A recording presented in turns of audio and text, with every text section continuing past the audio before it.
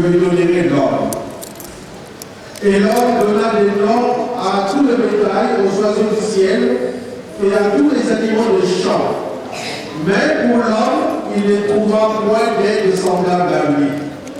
Alors l'Éternel Dieu fit tomber un profond sommeil sur l'homme, qui s'endormit. Il prit une de ses côtes et referma la chair à sa place. L'Éternel Dieu forma une femme de la côte qu'il avait prise de l'homme, et il l'amena vers l'homme. Et l'homme dit, voici cette fois celle qui est os de mes os et chair de ma chair. On l'appellera femme parce qu'elle a été prise de l'homme. C'est pourquoi l'homme quittera son père et sa mère et s'attachera à sa femme et ils deviendront une seule chair.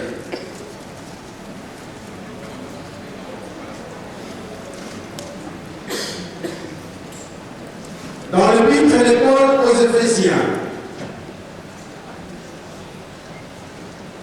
du verset 22 jusqu'à 33, il est écrit: Femmes, soyez soumises à vos maris comme au Seigneur, car le mari est le chef de la femme, comme Christ est le chef de l'Église, qui est son corps et dont il est le sauveur. Or, de même que l'Église est soumise à Christ, les femmes aussi doivent l'être à leur mari en toutes choses. Marie, aimez vos femmes, comme Christ a aimé l'Église et s'est livré lui-même pour elle, afin de la sanctifier par la parole, après l'avoir purifiée par le baptême d'eau, afin de faire paraître devant lui cette Église glorieuse, sans tache, ni ride, ni rien de semblable, mais sainte et irrépréhensible. C'est ainsi que le mari doit aimer leur femme, comme leur propre corps. Celui qui aime sa femme s'aime lui-même. Car jamais personne n'a haï sa propre chair, mais il la nourrit et en prend soin, comme Christ le fait pour l'Église. Parce que nous sommes membres de son corps, c'est pourquoi l'homme quittera son père et sa mère, et s'attachera à sa femme, et les deux deviendront une seule chair. Ce mystère est grand. Je dis cela par rapport à Christ et à l'Église. Du reste, que chacun de vous aime sa femme comme lui-même, et que la femme respecte son mari. Prions.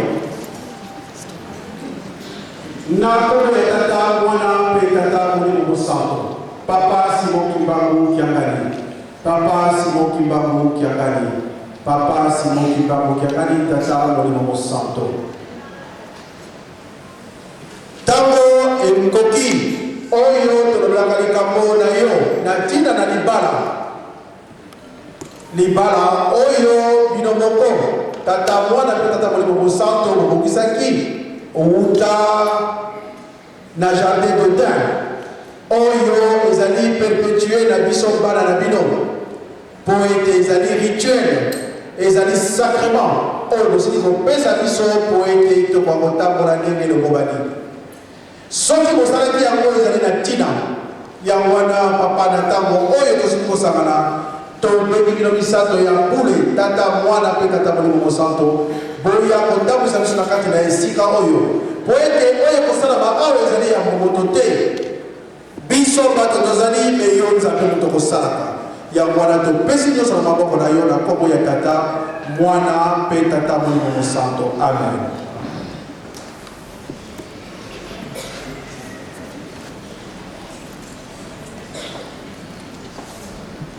Au nom du Père, du Fils et du Saint-Esprit, chers frères et sœurs, nous venons de lire 3 textes. Nous avons d'abord commencé par lire le décalogue, c'est-à-dire les 10 commandements.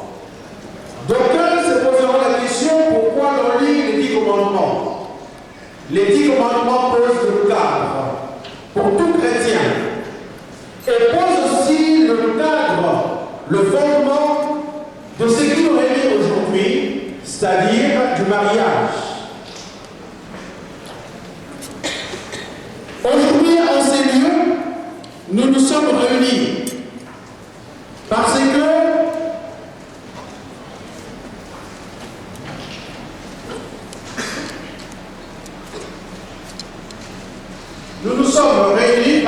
en ces lieux, Papa Zola Lukeba Kiae Nogael et Maman Kebo Kaluse Kiome Soko Kwematuki di Joyce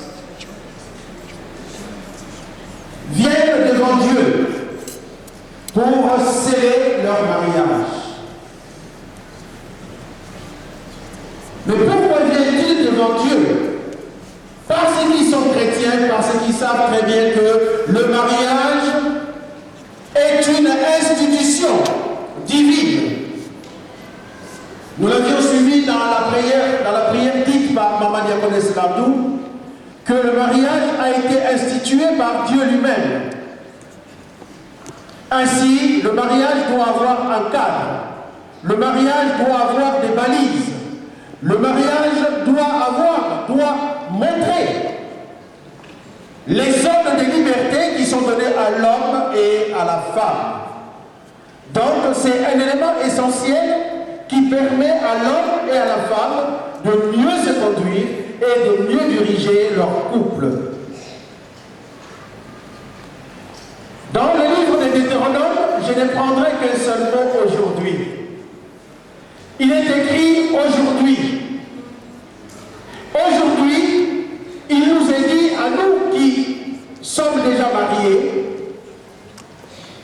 à Papa Zola et Maman Kebo qui se marient aujourd'hui, et à ceux qui vont se marier, il nous est simplement dit d'écouter la parole de Dieu, mais aussi de la mettre en pratique. Et c'est cette mise en pratique qui constitue le socle même de la chrétienté et de tout ce que nous ferons dans le couple.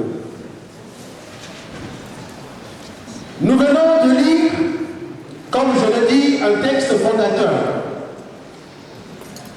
Cette lecture est faite dans le livre de Genèse, qui est le premier livre de la Bible. Dans la lecture, nous voyons très bien qui est le grand acteur. C'est Dieu. Dieu qui a créé l'homme en son image et à sa ressemblance. En créant l'homme à son image et à sa ressemblance, Dieu a voulu faire participer l'homme à l'œuvre de la création, puisque Dieu était en capacité de pouvoir donner des noms à toutes les créatures qu'il a faites par sa parole. Mais il a associé l'homme pour que l'homme puisse donner des noms à tous les animaux, tous les oiseaux, tout ce que Dieu a créé. C'est ce que cet homme appelé Adam a fait.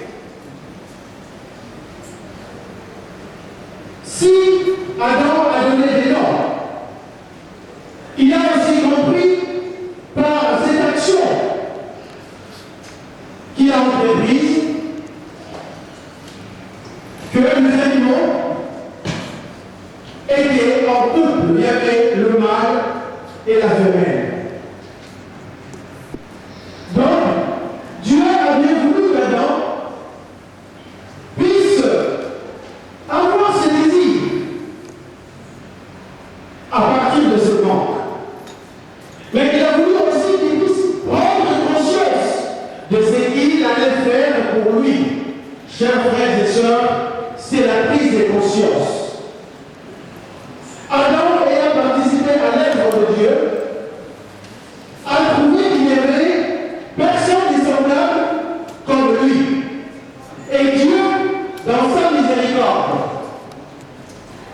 a dit qu'il est pas bon que l'homme soit seul. Et dans sa propre initiative, puisqu'il est l'initiateur, il a encore mis l'homme.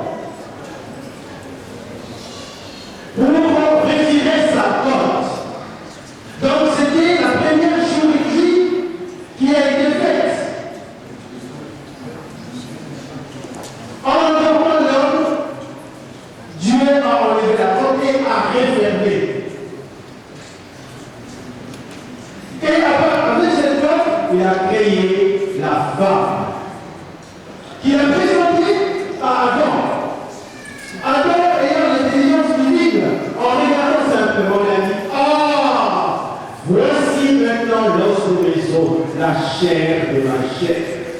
Chers frères et sœurs, cette phrase qui a été dite par Adam, c'est une phrase qui nous est donnée et que nous vivons, puisque c'est la concrétisation même du mariage. Voici l'os de mes os, la chair de ma chair. Et puisqu'il avait donné le nom au bétail et aux oiseaux qui étaient là, il a dit, celle-ci, on l'appellera femme, parce qu'elle a été prise de l'homme. Mais l'homme qui dormait, donc Dieu a donné à l'homme l'intelligence de pouvoir vivre ici-bas.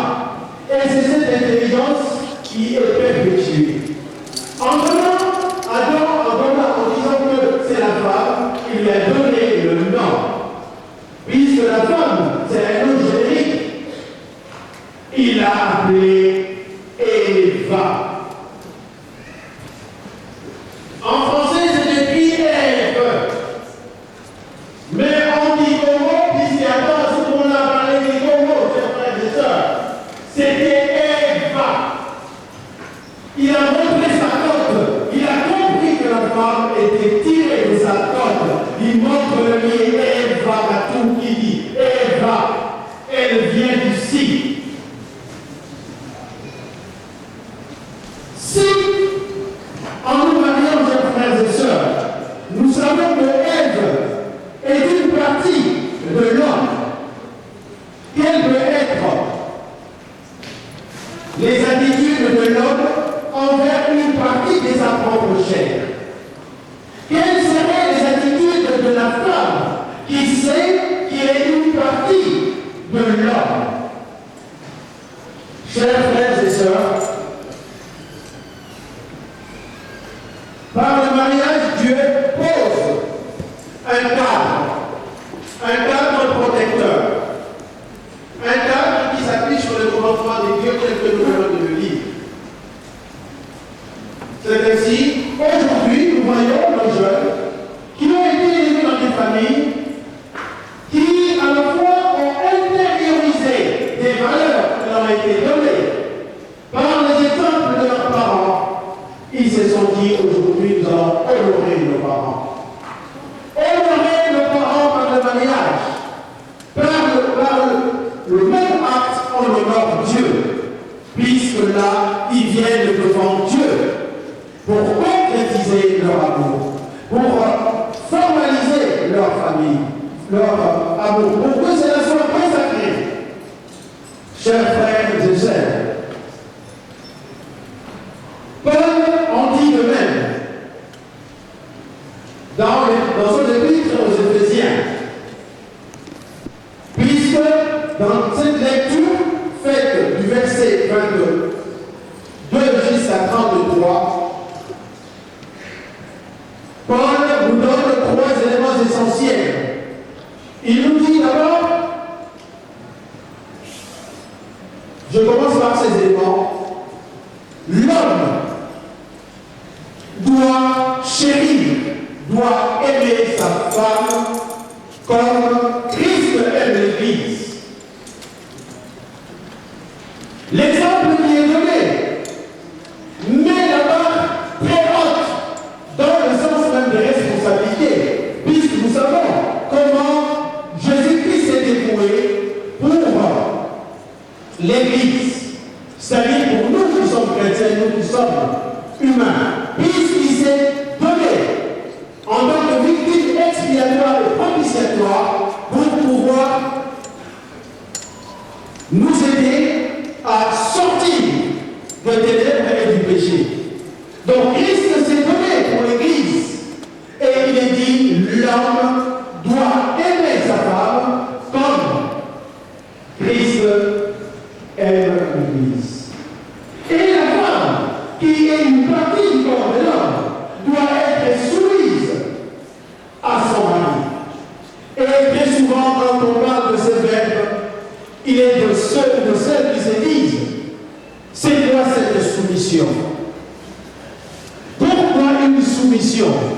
parce que Dieu l'a voulu ainsi. Pour que dans la famille, il y ait une harmonie. La soumission, ce n'est pas une aliénation. Ce n'est pas un asservissement. Ce n'est pas rendre l'autre esclave. Mais c'est simplement reconnaître l'autre en tant que son mari. Et l'homme doit respecter, doit chérir sa femme. Et quand nous regardons, il y a deux mots qui sont mis en lumière, l'amour et le respect.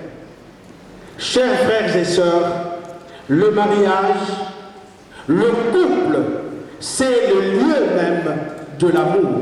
C'est le lieu du respect réciproque. C'est le lieu même de la reconnaissance de l'autre. C'est le lieu où l'on donne une place à l'autre. C'est le lieu où l'on considère l'autre.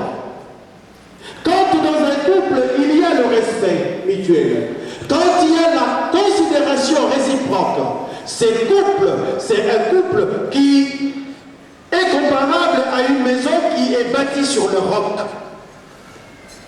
Parce qu'il y a le respect, parce qu'il y a la considération. Et cette considération doit se vivre, doit se conjuguer au quotidien. Le quotidien du couple, c'est le partage. Et quand nous regardons le mot partage, c'est un mot à 7 lettres. Quand dans un couple, il y a le partage, quand il y a le respect, encore en 7 lettres, eh bien, il y a dans ce couple le bonheur. Le bonheur aussi, si nous le voyons, c'est en 7 lettres, comme les 7 jours de la semaine. Donc le respect, le partage doit être un élément essentiel qui doit nourrir le couple. Partagez tout ce que vous avez. Plus l'on va partager, plus cela se passera très bien. Chers frères et sœurs, ce mot amour, c'est un mot simple, mais c'est un mot qui rend les gens heureux. Dans heureux, il y a cette lettre. Et quand il manque, c'est très très difficile, parce que ça entraîne des difficultés énormes. Nous avions vu par nous-mêmes combien sont ceux qui sont déjà mariés et qui n'ont pas pu partager, qui n'ont pas pu construire l'amour pour se rendre mutuellement heureux. Et ceux-là vont toujours vers la séparation, vers le divorce. Parce qu'ils ont construit un autre mot à la place du bonheur, qui est le malheur. Le couple n'est pas un lieu de malheur. Chers frères et sœurs, Paul va plus loin, comme cela a été dit dans Genèse. Il est dit: l'homme quittera son père et sa mère et s'attachera à sa femme. Nous avions vu tout à l'heure ici, Papa Zola